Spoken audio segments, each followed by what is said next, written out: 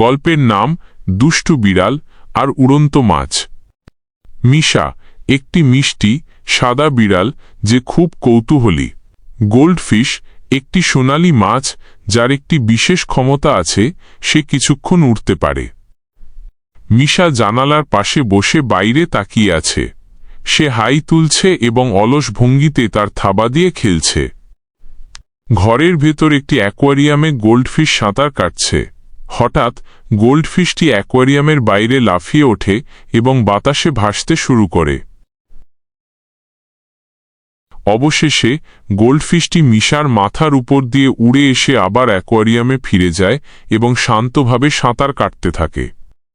মিশা হতবাক হয়ে অ্যাকোয়ারিয়ামের দিকে তাকিয়ে থাকে।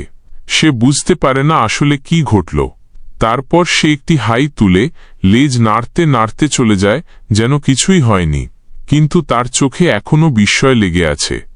গোল্ডফিশটি অ্যাকোয়ারিয়ামের ভেতর থেকে মিশার দিকে তাকিয়ে একটি দুষ্টু হাসি দেয়।